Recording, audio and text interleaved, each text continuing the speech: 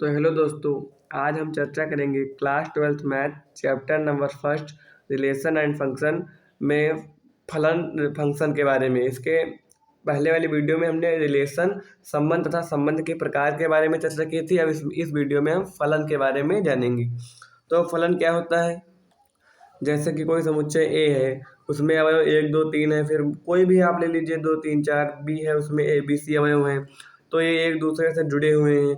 ये जिस प्रक्रिया के द्वारा जुड़े हुए हैं, जिस मेथड के द्वारा ये आपस में जुड़े हुए हैं, इसे बोलते हैं फलन।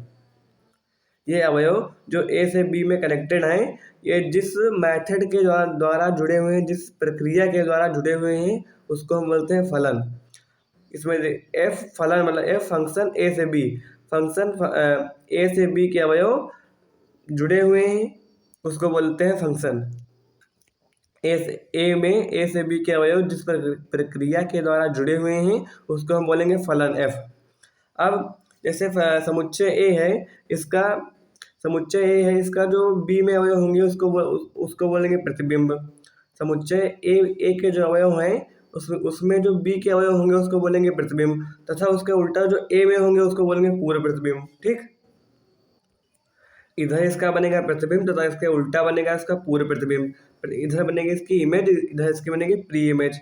और जितने भी ए में अवयव उपस्थित है उसको बोलेंगे प्रांत डोमेन, जितने भी बी में उपस्थित है उसको बोलेंगे सहप्रांत कोडोमेन।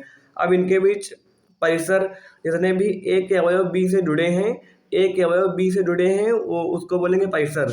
तो इसमें कौन सा जुड़ा है? बी और सी जुड़ा है, ए तो जुड़ा नहीं, तो परिसर बी का सी हो जाएगा। ठीक, अब देखते हैं कि फलन कैसा हो सकता है, कैसा नहीं हो सकता है।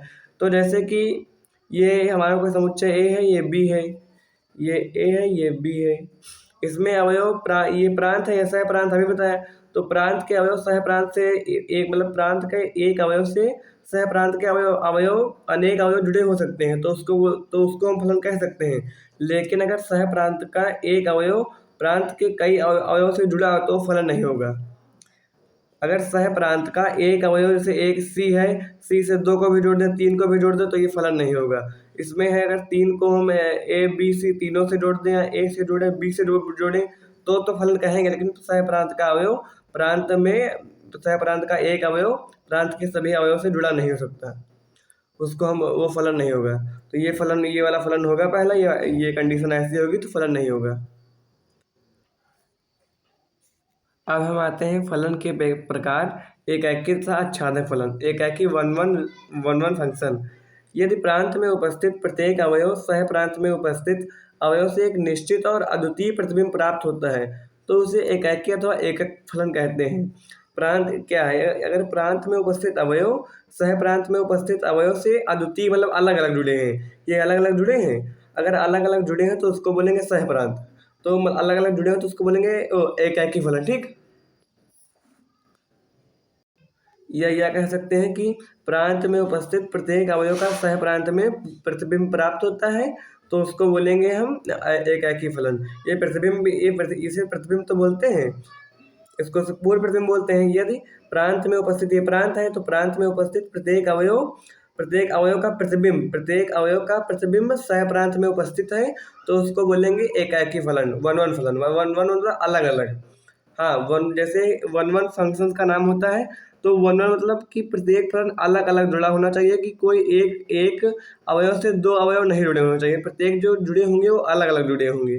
ठीक, जैसे यहाँ पर डी खाली रहेगा, अब डी को अगर 3 से जोड़ दे तो ये एकाकी फलन नहीं होगा, आच्छादक हो जाएगा। अब आगे जानेंगे आच्छादक फलन के बारे में।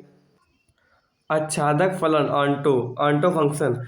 यदि सह प्रांत के प्रत्येक अवयव का पूर्व प्रतिबिंब, सह प्रांतीय है, प्रत्येक अवयव का पूर्व प्रतिबिंब इधर प्रांत में बनता है, तो सह प्रांत के प्रत्येक अवयव का पूर्व प्रतिबिंब प्रांत में उपस्थित हो, तो उसे आच्छादक फलन कहते हैं। इसमें क्या था? एकाकी में क्या था? अगर प्रांत के अवयव का प्रतिबिंब प्रांत के प्रत्येक अवयव का प्रतिबिंब सह प्रांत में उपस्थित हो, तो कहेंगे एकाकी फलन। इसमें क्या है? सह प्रांत, उसमें जहाँ पर प्रांत था तहाँ पर सह प्रांत आ गया, और उसमें जहाँ पर प्रतिबिंब था यहाँ पर पूर्व प्रतिबिंब आ गया। कि सह प्रांत में उपस्थित प्रत्येक अवयव का पूर्व प्रतिबिंब, ये इधर पूर्व प्रतिबिंब बनता है, पूर्व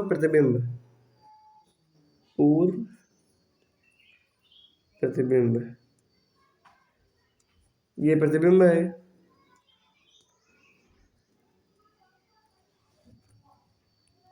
एक तो इसमें ये डिफरेंस हो गया कि उसमें उसमें था कि प्रांत में उपस्थित प्रत्येक अवयव का प्रतिबिंब सह प्रांत में बनना चाहिए। प्रांत में जितने भी अवयव हैं उसका प्रतिबिंब सह प्रांत में बनना चाहिए। इसमें क्या है, सह प्रांत में जितने भी अवयव हैं उनका पूर्व प्रतिबिंब प्रांत में बनना चाहिए बस। और दूसरा डिफरेंस क्या है, दूसरा डिफरेंस ये है, उसमें कह रहा था कि जो उसमें अवयव जुड़े होने चाहिए वो अलग अलग जुड़े होने चाहिए।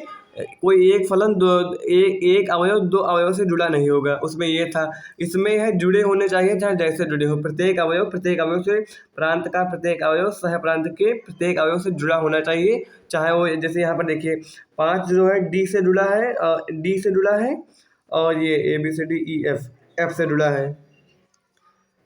इसमें है एक अवयव दो अवयव से जुड़ा हो सकता है, लेकिन बस जुड़ा होना चाहिए। अगर ये जैसे डी खाली यहाँ पर होता तो कहते हैं कि ये आच्छादक नहीं है, आंटो है, मैं वो आच्छादक नहीं है, एक ऐकी फलन है। ठीक ठीक, एक बार आपको हम बता दे रहे हैं, यदि सह प्रांत में उपस्थित प्रत्येक अवयव का पूर्व प्रतिबिंब, ये इधर वाला पूर्व प्रतिबिंब होता है, ये प्रतिबिंब होता है, ये प्रांत होता है, सह प्रांत में होता है। तो सह प्रांत में उपस्थित प्रत्येक अवयव का प्रांत में पूर्व प्रतिबिंब प्राप्त होता है तो उसको बोलते हैं आच्छादक फलन। ठीक, अब आगे हम देखेंगे कि अगर पेपर में ये तो आएगा नहीं कि डायग्राम बनाइए पूर्व प्रतिबिंब क्या होता है, प्रतिबिंब क्या होता है। उसमें क्वेश्चन आएगा कि सिद्ध कीजिए कि फलन एकैकी है आच्छादक है। तो कैसे सिद्ध करेंगे वो देखिए। अब यहाँ पर लिखा है एकैकी तथा आच्छादक सिद्ध करना, एकैकी 1 एकैकी हम मान लेते हैं कि कोई अवयव कोई फलन है x1 x2 जो रियल नंबर से बिलोंग कर रहा है। आप रियल मानिए, नेचुरल मानिए, कुछ भी मान लीजिए, रियल मान लिया। ठीक, उसको f(x1) बराबर f(x2) रखेंगे। दो अवयव होंगे, एक को x1 एक को x2, x1 x2 रखिए चाहे xy कर लीजिए। और फिर हम उसको x1 बराबर x2 प्रूव कर देंगे, कहेंगे कि एकैकी फलन है। जो x1 रखेंगे वो रखेंगे हम प्रांत से, डोमेन से। जो x2 रखेंगे वो रखेंगे कोडोमेन से, सह प्रांत से। क्या है, x1 x2 हम कोई दो लेंगे, रियल नंबर होगा, उसमें क्वेश्चन में दिया होगा कि रियल नंबर से लेना है, नेचुरल नंबर से लेना है। तो उसको हम f(x1) f(x2) रखेंगे, मतलब बराबर कर लेंगे। उसको हम x1 x2 प्रोसेस करते करते x1 x2 बराबर दिखा देंगे, हमारा एकैकी प्रूफ हो जाएगा। हम कहेंगे कि फलन एकैकी है। अब आच्छादक कैसे वो करेंगे, इसमें क्या है, हम कोई अवयव y ले रहे हैं, वो y या तो रियल नंबर से होगा या तो नेचुरल नंबर से होगा, किसी भी नंबर से होगा। ठीक, तो उसको हम फंक्शन के बराबर, फंक्शन f(x) होगा उसको y के बराबर रख देंगे। मतलब y हम लेंगे, जो फंक्शन लेंगे वो लेंगे प्रांत से कोई भी अवयव उठा लेंगे फंक्शन का। जो y लेंगे वो लेंगे सह प्रांत से, कोडोमेन से। उसको हल करेंगे, x की वैल्यू आ जाएगी, उसको ही बोलेंगे अच्छा कहेंगे फलन आच्छादक है, उसकी वैल्यू निकल आएगी। इसमें है f(n)(n)(n) मतलब नेचुरल से नेचुरल, प्राकृतिक संख्याओं से प्राकृतिक संख्याओं। f(x) बराबर 2x सिद्ध कीजिए कि फलन एकैकी तथा आच्छादक है। ठीक, तो हम अब देखेंगे कि आच्छादक के लिए देखेंगे आच्छादक के लिए क्या दिया है कि f(x) बराबर, अरे पहले एकैकी के लिए चलिए ठीक है, फिर आच्छादक के लिए देख लीजिए। f(x) बराबर 2x दिया है, और हम इसमें मानते क्या थे, एकैकी की कंडीशन क्या थी, f(x) बराबर y मानते थे। ये देखिए f(x) बराबर y मानते थे। यहाँ पर 2x दिया है तो f(x) बराबर y मान लेते हैं। तो यहाँ पर y बराबर 2x लिख सकते हैं। जब f(x) बराबर y है, f(x) बराबर 2x है, तो f(x) y ही तो हुआ, y बराबर 2x। अब हमने क्या बताया था कि जो y लेंगे, और हाँ ये देख लीजिए, इसका फलन दिया है नेचुरल टू नेचुरल।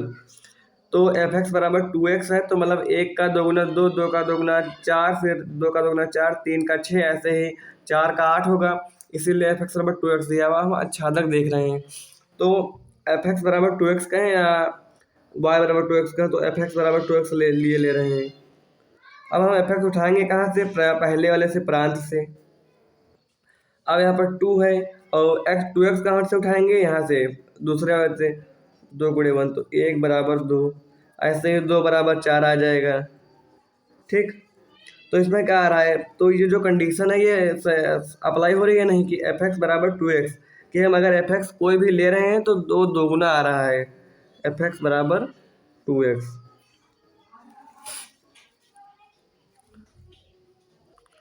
लिख देंगे अतः फलन आच्छादक है, जो हमको दिया था एफ नेचुरल से नेचुरल एफ एक्स बराबर 2x, तो उसके लिए हमने करके दिखा दिया। अब देखेंगे एकाकी के लिए। एकाकी क्या था, हम x1 x2 कोई दो अवयव लेते थे और इसमें है कि नेचुरल नंबर से लीजिए, तो नेचुरल नंबर से ले लीजिए। ठीक, उसको फिर एफ x1 बराबर एफ x2, x1 लेते थे हम डोमेन से,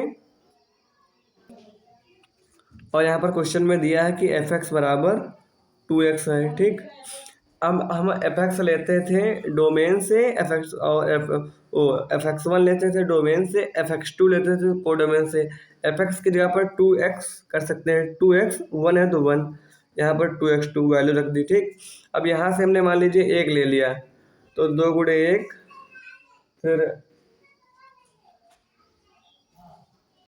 चाहे वैल्यू ले चाहे ऐसे ही प्रूव कर दें, 2 से 2 कट जाएगा तो x1 बराबर x2 आ जाएगा। यही हमको एकाकी की कंडीशन के लिए x1 बराबर x2 प्रूव करना होता था। अतः एफ एक्स बराबर 2x के लिए फलन एकाकी है। क्वेश्चन ऐसे ही आते हैं, 3 नंबर में 5 नंबर में, बस प्रूव करना होगा और बस कंडीशन आपको याद रखनी है कि x1 बराबर x2 हमको दिखाना है बस। ठीक है, तो अब हम